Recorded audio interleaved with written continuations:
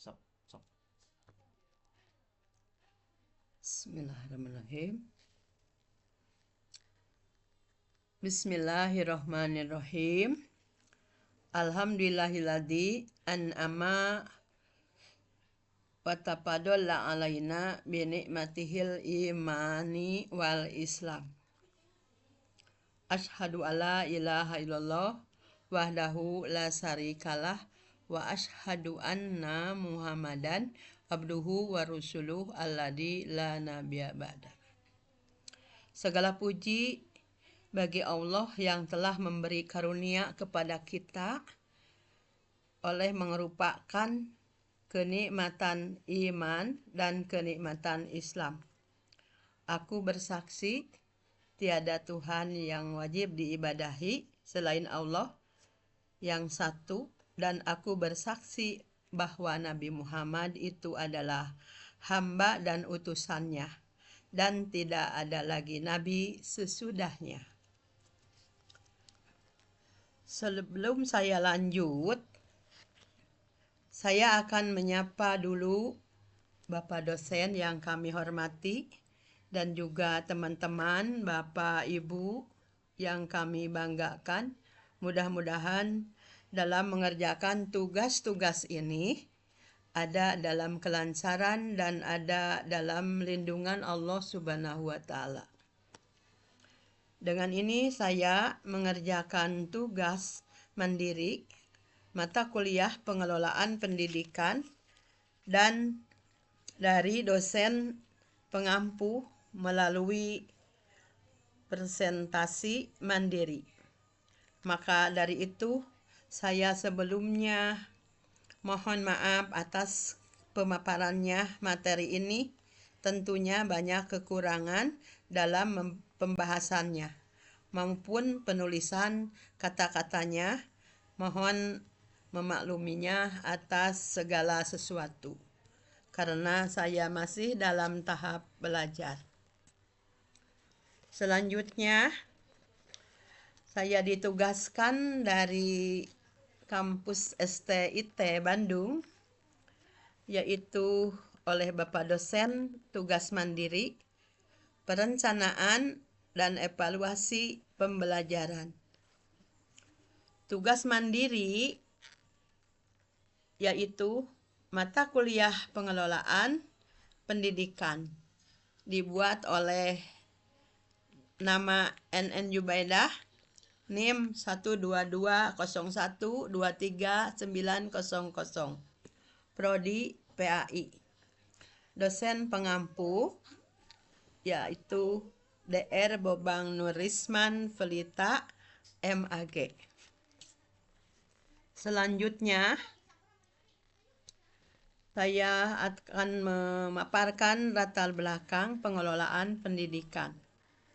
Latar belakang pengelolaan pendidikan matkul dari kebutuhan untuk mewujudkan tujuan pendidikan nasional, meningkatkan mutu dan pemerataan, serta menghadapi tantangan perkembangan zaman. Hal ini dicapai melalui manajemen yang terencana, terarah, dan efisien, seperti manajemen berbasis sekolah atau MBS yang menciptakan sekolah mandiri, berkualitas, dan akuntabel. Pendidikan adalah bagian krusial dalam pembangunan sumber daya manusia. Upaya meningkatkan mutu dan pemerataan pendidikan didukung oleh Undang-Undang Nomor 20 Tahun 2003 tentang Sistem Pendidikan Nasional dan Peraturan Pemerintah Nomor 19 Tahun 2005 tentang Standar Pendidikan Nasional yang bertujuan meningkatkan kinerja sekolah. Selanjutnya, saya akan membacakan tujuan dan manfaat penulisan.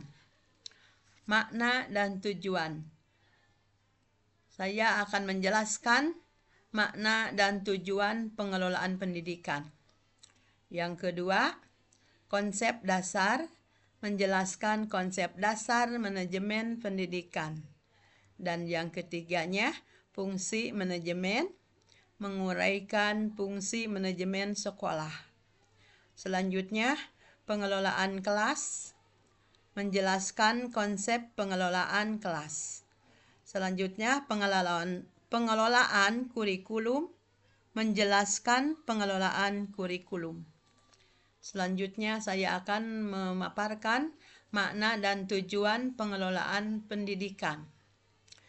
Pengelolaan pendidikan di Indonesia bertujuan mencapai kualitas dan efektivitas sistem pendidikan nasional melalui perencanaan, pengorganisasian, pelaksanaan, dan evaluasi kegiatan pendidikan secara terarah dan profesional.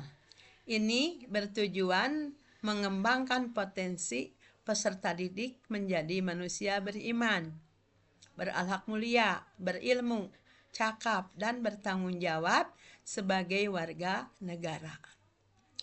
Makna pengelolaan pendidikan. Pengelolaan pendidikan adalah seni dan ilmu dalam mengatur berbagai sumber daya manusia, dana, sarana, program untuk menciptakan lingkungan belajar yang kondusif, efektif, dan efisien demi mencapai tujuan pendidikan yang telah ditetapkan. Selanjutnya, pengembangkan potensi, membentuk individu beriman, bertakwa, berakhlak mulia, sehat, berilmu, cakap, dan kreatif.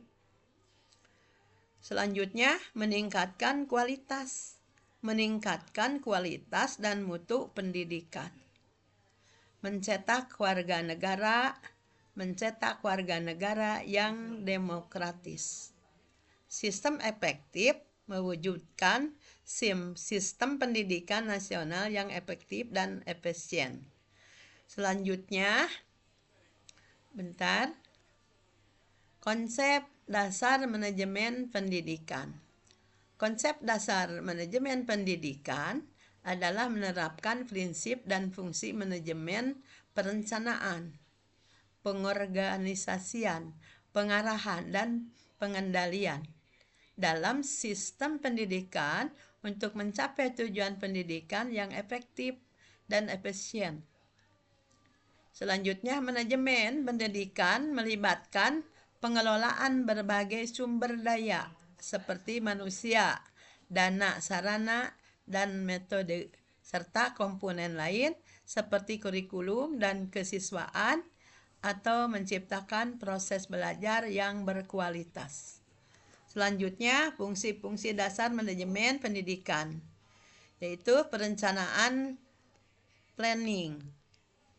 Seterusnya, pengorganisasian, organizing. Seterusnya, pengarahan, actuating, directing. Pengawasan, controlling. Fungsi merupakan serangkaian tugas penting yang meliputi menentukan tujuan dan strategi pengaturan sumber daya, pemimpin dan memotivasi, serta memantau dan mengevaluasi pencapaian tujuan pendidikan agar berjalan efektif dan efisien. Selanjutnya, saya memaparkan konsep pengelolaan kelas. Konsep pengelolaan kelas adalah serangkaian strategi dan kegiatan yang dilakukan guru untuk menciptakan dan mempertahankan kondisi kelas yang optimal. Ini memungkinkan siswa belajar secara efektif, menyenangkan, dan struktur, serta mendorong partisipasi aktif dan perkembangan diri siswa. Pengelolaan kelas efektif berfokus pada lingkungan belajar. Seterusnya, pengelolaan kelas adalah upaya guru untuk menciptakan dan memelihara kondisi belajar yang optimal, di mana proses belajar mengajar dapat berjalan secara lancar, efektif, efisien, dan menyenangkan. Tujuan adalah menyediakan fasilitas dan suasana yang mendukung interaksi edukatif yang sehat, memungkinkan peserta didik untuk belajar dan berkembang secara sosial, emosional, dan intelektual, serta mengembalikan kondisi kelas keadaan optimal jika terjadi ada gangguan. Selanjutnya, saya akan memaparkan masalah-masalah dan pemecahan masalah dalam pengelolaan kelas. Usaha pemecahan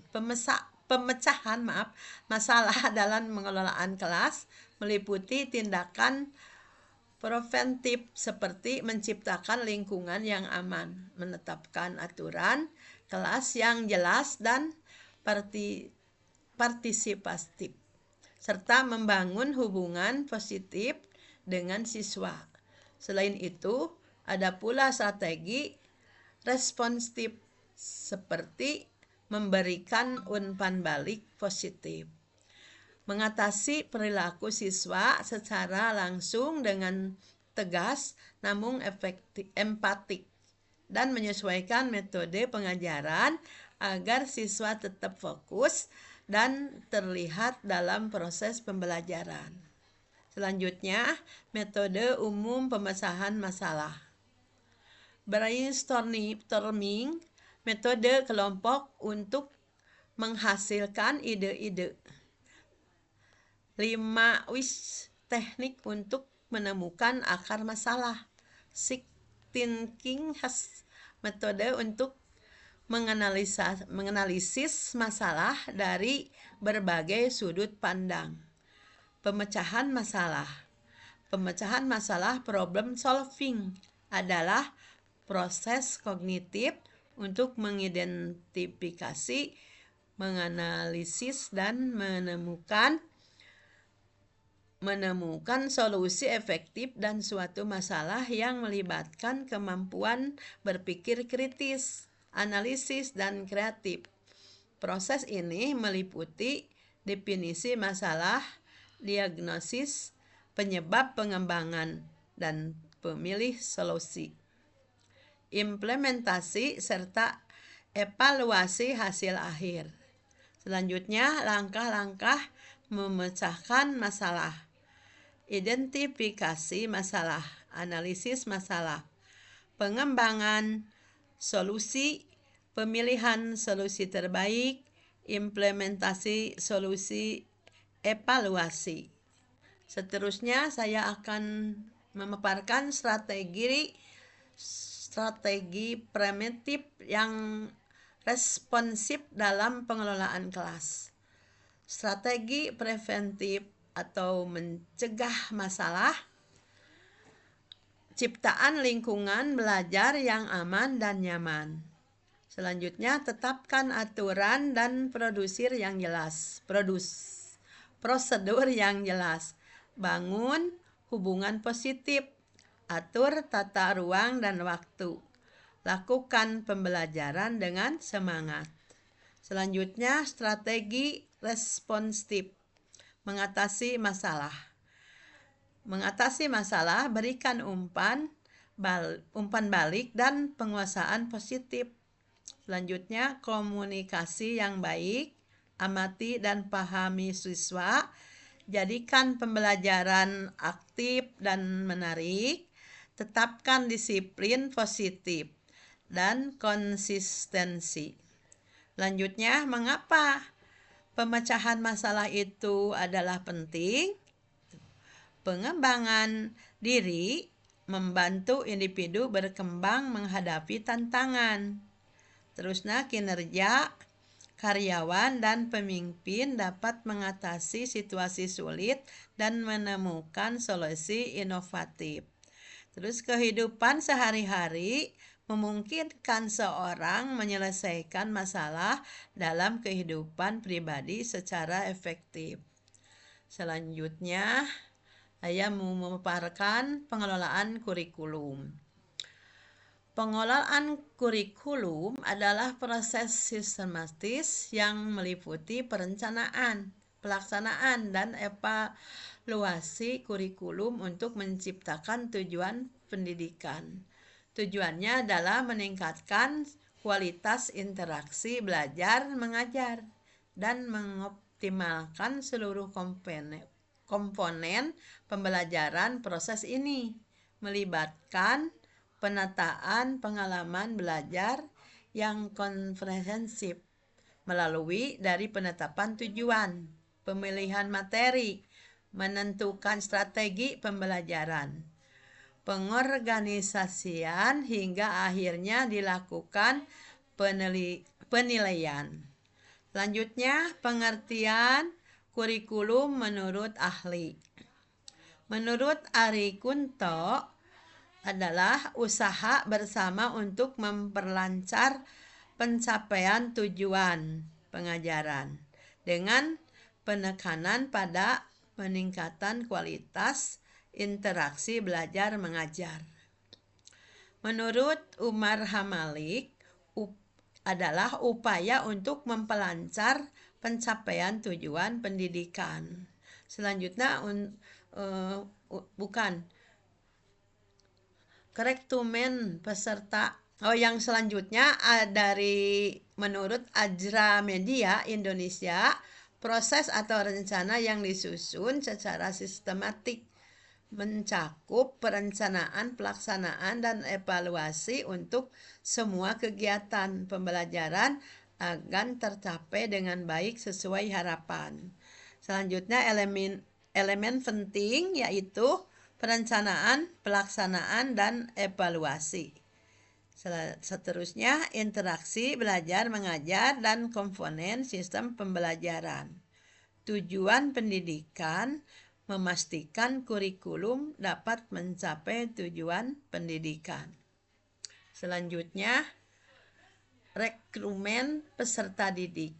Menurut para ahli seperti Badrudin, rekrutmen peserta didik adalah proses sistematis untuk mencari dan menarik calon peserta didik yang memiliki motivasi dan kemampuan yang dibutuhkan untuk mengisi kekurangan di suatu lembaga pendidikan. Proses ini dilakukan untuk memastikan adanya calon yang tepat sesuai kriteria dan jumlah yang dibutuhkan, demi kelancaran proses belajar mengajar dan pencapaian kualitas lulusan yang diharapkan. Selanjutnya, definisi dan tujuan menurut ahli. Menurut Bahrudin, mendefinisikan rekrutmen sebagai proses mencari dan menentukan calon peserta didik yang akan masuk di suatu lembaga pendidikan.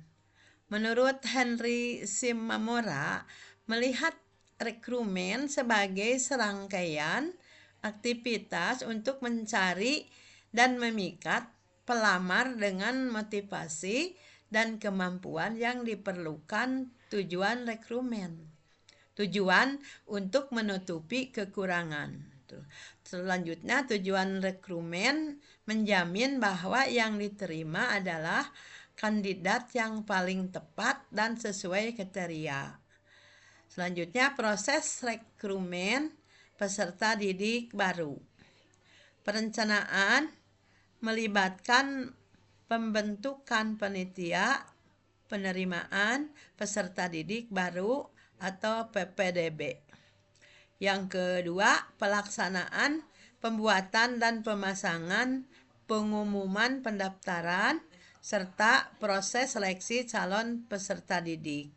Yang ketiga, evaluasi, melakukan evaluasi terhadap hasil dan proses pendaftaran dan seleksi. Nomor 4-nya, pengumuman dan registrasi. mengumumkan calon yang diterima dan melakukan proses registrasi peserta didik baru.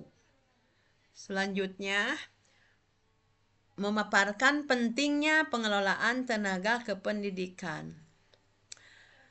Pentingnya pengelolaan tenaga pendidikan adalah untuk meningkatkan kualitas pendidikan, menciptakan lingkungan belajar yang efektif, meningkatkan motivasi dan kepuasan kerja, serta mencapai tujuan sekolah secara maksimal.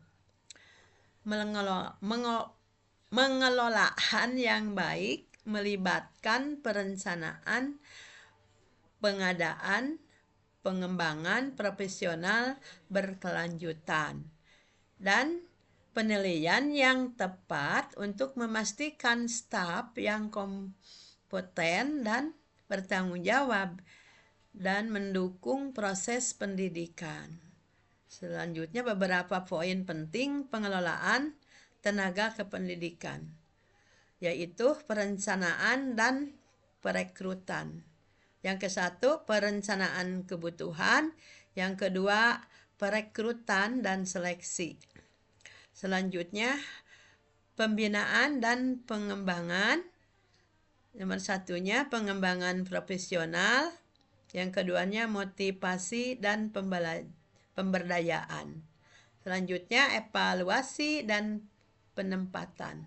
Yang ke-1, evaluasi kerja secara komprehensif. Yang keduanya, penempatan dan promosi. Selanjutnya, kompensasi dan penghargaan. Kesejahteraan, penghargaan. Administrasi, pemberhentian. Selanjutnya, administrasi yang nomor 1, efektif. Yang kedua, pengelolaan pemberhentian pegawai. Kesimpulan, pengelolaan pendidikan di Indonesia masih menghadapi tantangan besar dalam pemerataan kualitas. Keterbatasan SDM atau guru yang kepala sekolah, anggaran, serta implementasi standar pengelolaan yang belum optimal, terutama di daerah terpencil. Namun, sudah ada upaya perbaikan melalui teknologi dan manajemen berbasis sekolah. Kesimpulannya, pengelolaan pendidikannya perlu meningkatkan SDM, infrastruktur, pengawasan, dan pemanfaatan teknologi secara efektif agar mampu menghasilkan lulusan yang berkualitas, yang siap menghadapi era global. Secara keseluruhan, pengelolaan pendidikan di Indonesia membutuhkan sinergi kuat antara pemerintah, sekolah, dan masyarakat untuk mengatasi tantangan dan mewujudkan sistem pendidikan yang bermutu dan berkelanjutan. Sistem manajemen pendidikan merupakan alat penting yang membantu menyederhanakan proses administrasi dan meningkatkan komunikasi antara siswa, guru, dan orang tua. Seterusnya, saya mengucapkan terima kasih atas atensinya untuk semua teman-teman, ibu, bapak, juga bapak dosen. Terima kasih udah memberikan ilmunya, biarpun saya belum lancar gitu ya. Maaf bila ada kesalahan cara membacanya atau cara tulis menulisnya. Mohon maaf, mohon memakluminya atas kesediaannya hati Bapak yang tulus. Mudah-mudahan Ibu Bapak dengan Bapak dosen juga ada dalam pelindungan Allah Subhanahu wa Ta'ala. Sekian dulu mungkin pembahasan atau pemaparan dari saya sebagai tugas dari Bapak saya cukupkan sampai di sini. Kita tutup aja sama doa. Mari kita berdoa bersama-sama. Rabbana atina fid dunya hasanah wa fil akhirati hasanah wa qina adzabannar. Aqulu qauli hadza wa astaghfirullah li wa lakum. Wassalamualaikum warahmatullahi wabarakatuh. Hilap tadi.